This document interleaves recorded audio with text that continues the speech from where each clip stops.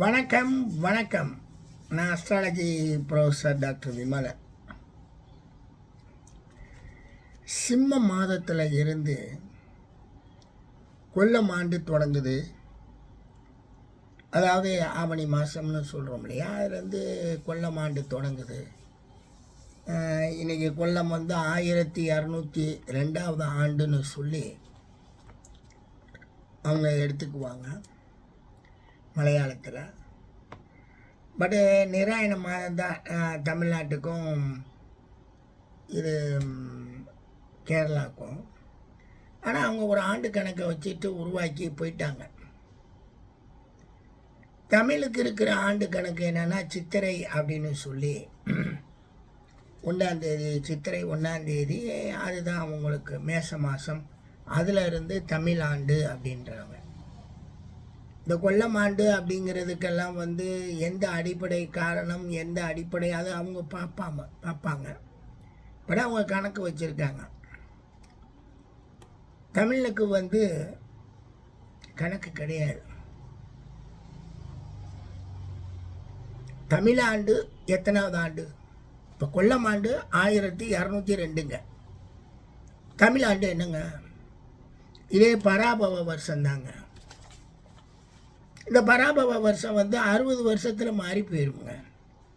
ஆனால் கொல்லம் ஆண்டு கணக்கு மாறாதுங்க. அது 1202, கிட்டத்தட்ட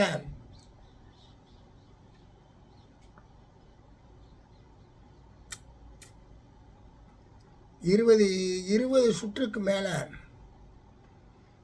அது வந்துருச்சு. நம்ம பராபவ வருஷ சுற்றுகளில் 20 வருஷ சுற்றுக்கு மேலே வந்துருச்சு. இது 1202, 1203ன்னு இப்படியே போகுமே தவிர, இந்த கொல்லம் ஆண்டு எந்த சிக்கலும் இல்லாமல் கொல்லம் ஆண்டு 1202ல் தனுர் மாதம் இன்ன தேதி அப்படின்னு போட்டால் அது வந்துடும். அது அடுக்கடுக்கா, ஏன்னா அங்கே 60 வருஷ குழப்பம் இல்லை. ஆனால் தமிழ் மாதத்தில் நீங்கள் பராபவ வருஷம் சித்திரை மாதம் 8ஆம் தேதின்னு போட்டால் 60 வருஷம் கழித்து அதே பராபவ வருஷம் சித்திரை மாதம் 8ஆம் தேதி வந்துடும். அப்போ வருஷ கணக்கு அங்கே இல்லை தமிழாண்டில். ஏன் சார் தமிழாண்டில் வருஷ கணக்கு இல்லை அப்படின்னு கேட்டிங்கன்னா, அது தமிழாண்டு இல்லை, அது சான்ஸ்கிரிட். அது சைத்திரபட்சம் சான்ஸ்கிரிட்டு சித்திரை ஆண்டை அவங்க அப்படியே கொண்டு போகிறாங்க. அது 60 வருஷத்துக்கு ஒரு தடவை சுற்றுறதுங்கிறதுனால தமிழர்கள் எந்த கல்வெட்டுலையுமே இந்த கணக்கெல்லாம் எழுதி வைக்கலை. இந்த வருஷம் இந்த ஆண்டு. இப்போ கொல்லத்தில் கூட அவங்க 1200 ஆண்டு அவங்க கல்வெட்டுகளில் அல்லது பதிப்புகளில் கூட கொல்லம் இத்தனாவது ஆண்டு, இந்த மாதம் இத்தனாம் தேதின்னு கூட எழுதிக்கலாம். அங்கே ஒரு தகராறும் இல்லை. பட் தகராறு தமிழில் இருக்குது. தமிழுக்கு ஆண்டு கிடையாதுங்க. நீங்கள் எல்லோரும் நினச்சிட்ருக்கீங்க தமிழுக்கு ஆண்டு இருக்குன்னு. கிடையாது. ஒரு பெரிய கல்வெட்டு ஆய்வாளர் ராஜராஜ சோழன் இந்த வருடம் இந்த மாதம் இந்த தேதி பிறந்தார்னு சொல்லியெல்லாம் சொல்கிறார். அதெல்லாம் பொய்யுங்க. அப்படியெல்லாம் கல்வெட்டில் எல்லாம் எழுதலைங்க. சாட்சி சொல்லணுங்கிறதுக்காக இன்றைக்கி இருக்க கணக்கெல்லாம் போட்டான். இப்போ நம்ம ஜாதகம் உருவாக்குறப்ப ஒரு 5000 வருஷத்துக்கு இந்த பிரபாவதி சுற்று ஆண்டை நம்மளால் எழுத முடியும். தமிழாண்டுன்னு எழுதுறது கிடையாது. பிரபாவதி சுற்று ஆண்டுன்னு நம்மளால் போட முடியும். அது சுலபமாக நம்ம கணக்கிலேயே இருக்குது. அங்கே எந்த ஒரு குழப்பமும் இல்லாமல் அது அழகாக இருக்குது. ஆனால் இந்த கொல்லம் ஆண்டு இதெல்லாம் கூட நம்ம கணக்கில் சேர்த்துக்கலாம். பொதுவாக நம்ம எழுதுறதில்லை, வேணும்னாலும் சேர்த்துக்கலாம். சக ஆண்டை எப்போயுமே எழுதிடுவோம். 1897, 2000 அப்படின்லாம் நம்ம எழுதிடுவோம். சக ஆண்டை எழுதிடுவோம், விக்ரம ஆண்டை எழுதிடுவோம். மற்ற இந்த ஆண்டுகளெல்லாம் நம்ம எழுதலை. அது ரெண்டையும் கொஞ்சம் கணக்குக்கு கொண்டு வர்ற மாதிரி அந்த ஆண்டுகளை எழுதுவோம். முக்கியமாக சகம் அதை கொண்டு எழுதிடுறோம். ஆனால் இவங்க பாருங்கள், மலையாளத்தில் கொல்லம் ஆண்டு இப்போ ஆண்டு 1202 தொடங்கிடுச்சு. போன மாதம் வரைக்கும் 1201. இது 1202, 12 மாதத்துக்கும்.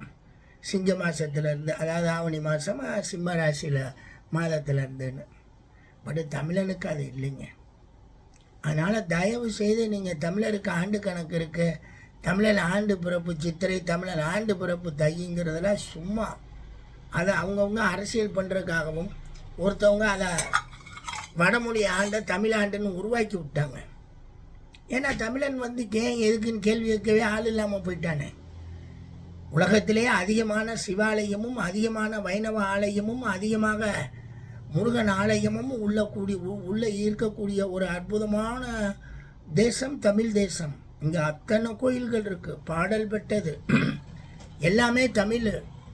தமிழன் கண்டுபிடிச்சது வைணவம், தமிழன் கண்டுபிடிச்சது சைவம், தமிழன் கண்டுபிடிச்சது முருகன் திருப்புகழ் எல்லாமே. ஆனால் இங்கே போய் வேறு வைணவ இவங்க போய் சம்மந்தமே இல்லாதவங்க கோயிலுக்குள்ளே இருக்கிறதுனால ஒரு மெழுக பூசின மாதிரி இருக்கும்.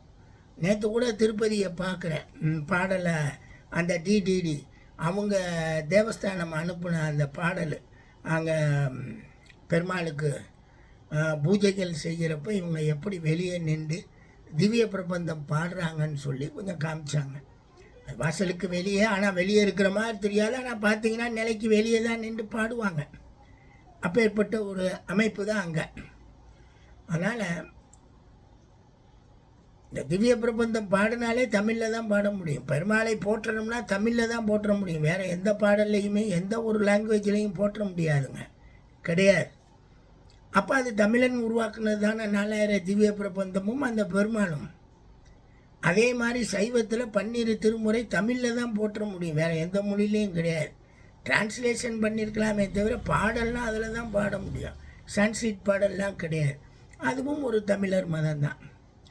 ஆக இந்த மாதிரி தமிழ் உலகத்தில் இருக்கக்கூடிய அடிப்படையில் நம்பிக்கை ஓவராக போனதுனால தமிழனுக்கு ஆண்டு கணக்கு கிடையாதுங்கிறத முதல்ல புரிஞ்சுக்கங்க. இன்றைக்கி கொல்லமாண்டு, இன்றைக்கி திருவோண திருவிழால் பொன்னோணம்னு சொல்லுவாங்க.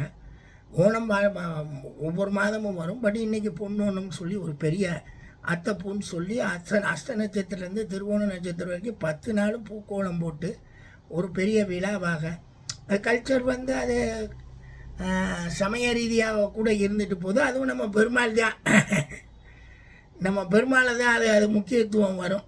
அது இருக்கட்டும், அதை அவங்க பண்ணுறாங்க, நல்லது. அது எப்பயுமே கொண்டாட்டங்களும் வேடிக்கையும் வினோதங்களும் நமக்கு வேணும்.